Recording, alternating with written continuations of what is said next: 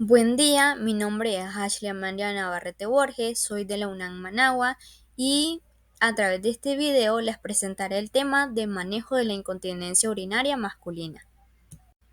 El contenido que abordaremos es básicamente lo que sería la introducción, la epidemiología, los síntomas de la incontinencia, los tipos de incontinencia, vamos a también hablar un poco del diagnóstico y el tratamiento.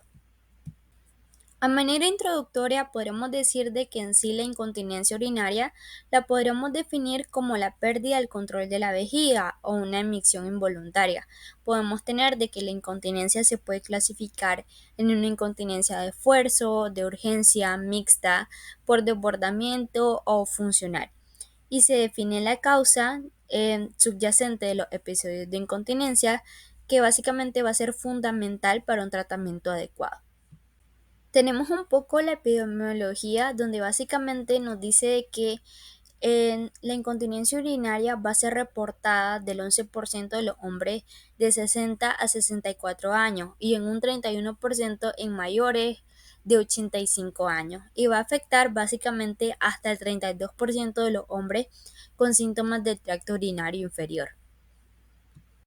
Dentro de los tipos de incontinencia está, por ejemplo, la incontinencia urinaria de esfuerzo, donde básicamente va a haber una pérdida de orina sin control, ya sea cuando el paciente hace el mínimo esfuerzo, ya sea toser, estornudar o reír.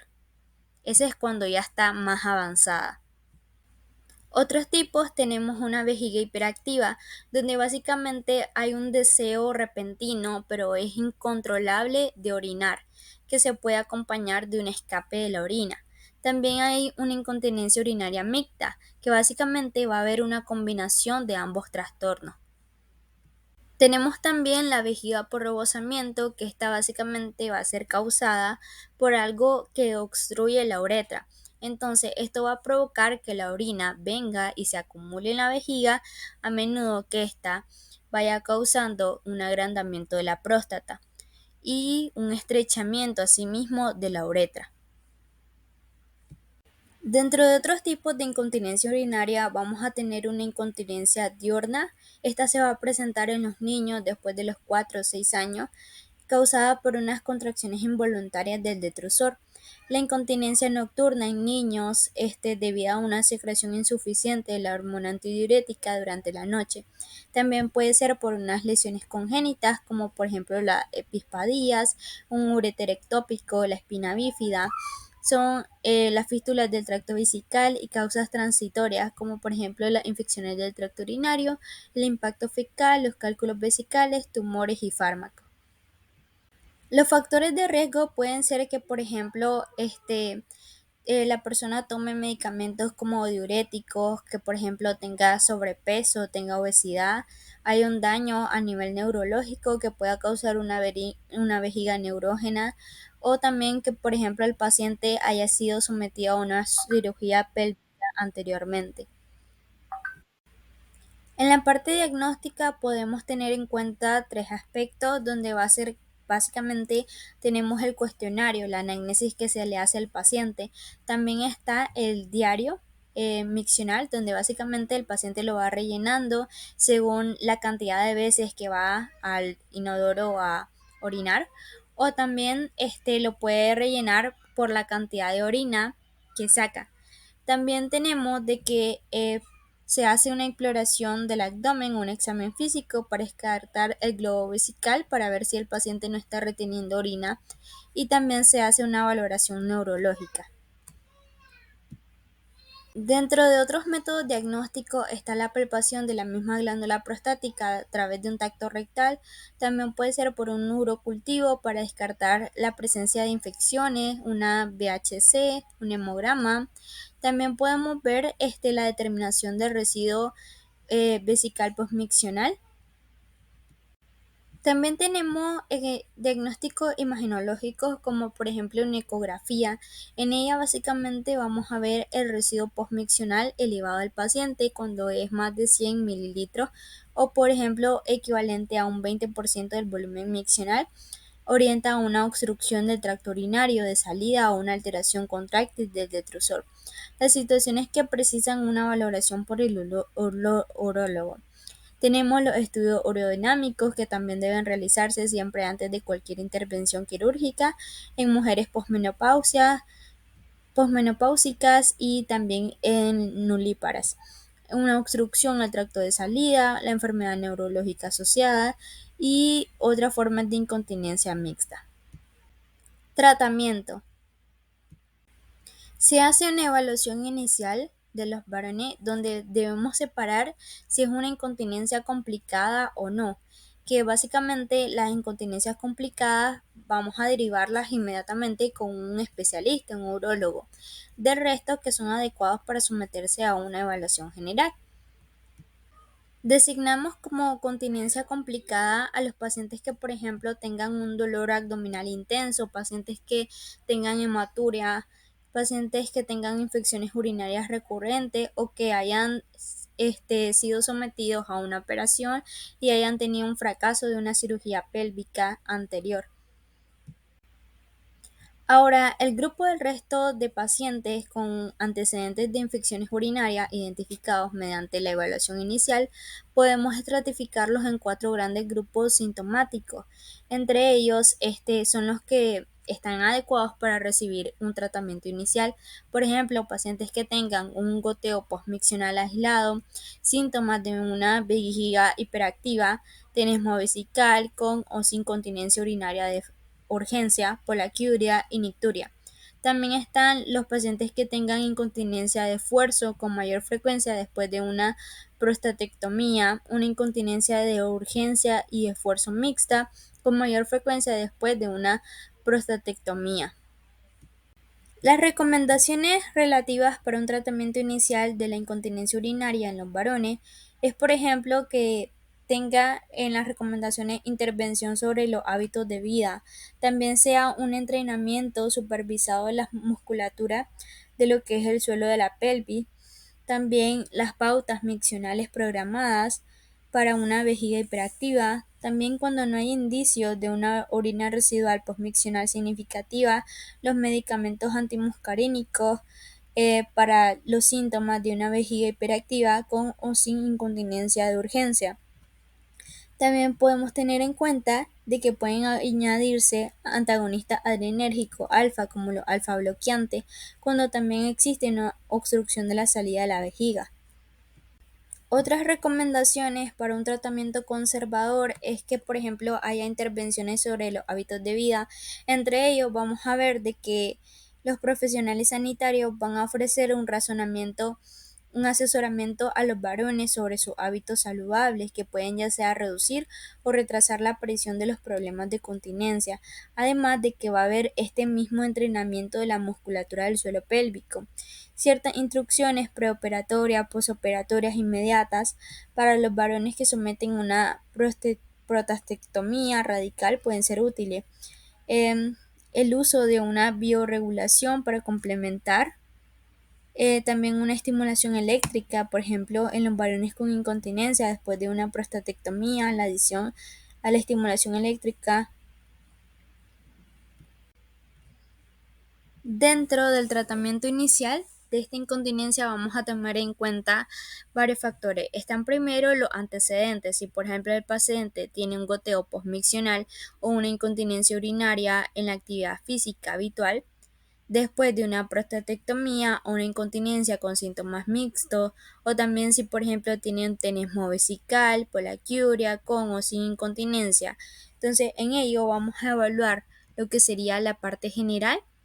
Evaluamos los síntomas urinarios, una puntuación de los síntomas, incluido el gráfico de frecuencia-volumen, un cuestionario.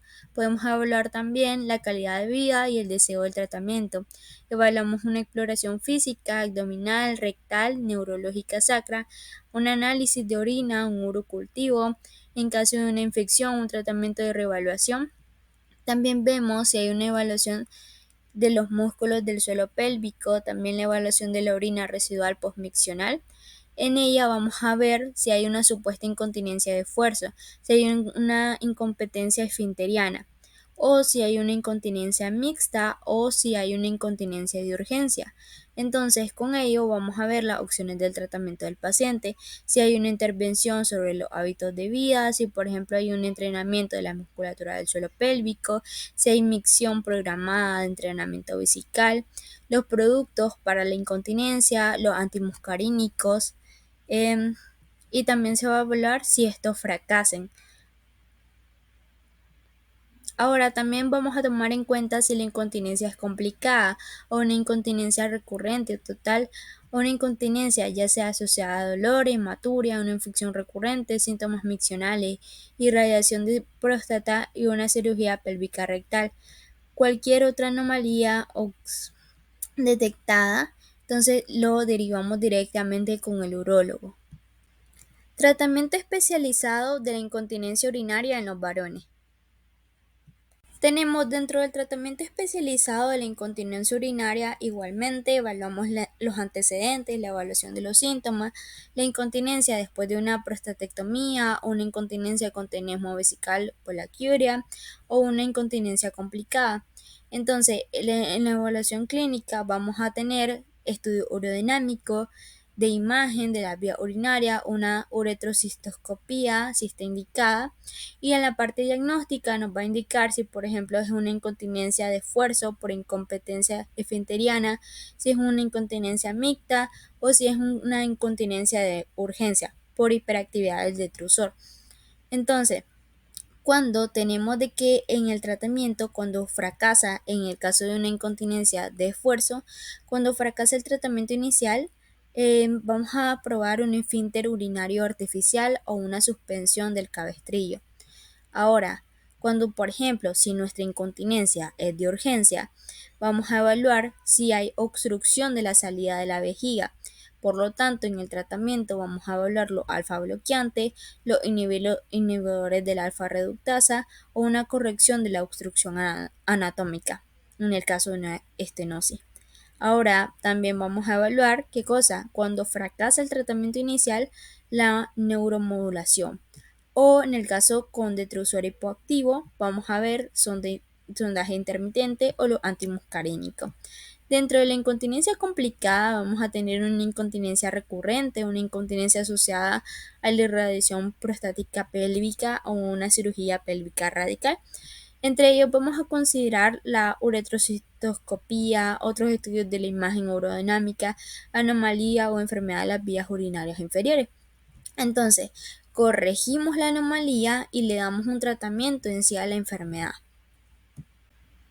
Evaluamos a los pacientes con incontinencia complicada, los derivamos a un servicio o un tratamiento especializado con urología, y probablemente van a necesitar más pruebas para descartar otras enfermedades, por ejemplo la citología, la cistouretroscopía y los estudios de imagen de la vía urinaria.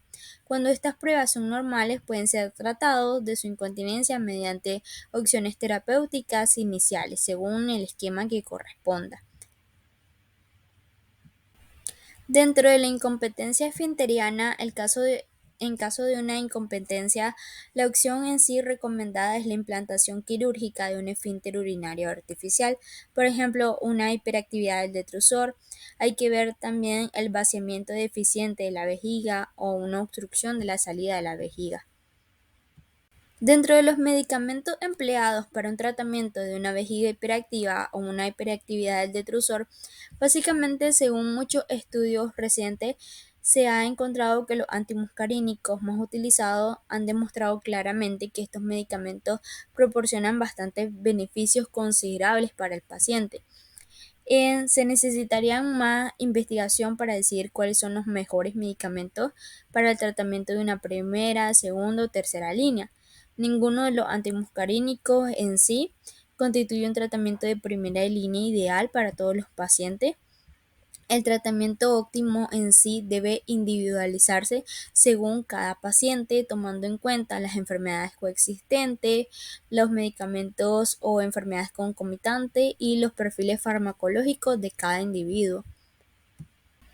Otros medicamentos empleados en el tratamiento de una vejiga hiperactiva Básicamente se puede hacer a través de hormonas como por ejemplo los estrógenos, la desmopresina para la nicturia, aunque debe tenerse cuidado debido al riesgo de hiponatremia. Dentro de los medicamentos tenemos, por supuesto, los antimuscarínicos, los medicamentos que actúan sobre los canales de la membrana, los antagonistas de calcio, los abridores de los canales de potasio. También tenemos los medicamentos de efectos mixtos como la oxibutinina, los antidepresivos como la imipramina. También están los antagonistas de los receptores adrenérgicos alfa, los antagonistas de los receptores adrenérgicos beta, los inhibidores de la COX, los inhibidores de la PDE5, entre otros fármacos.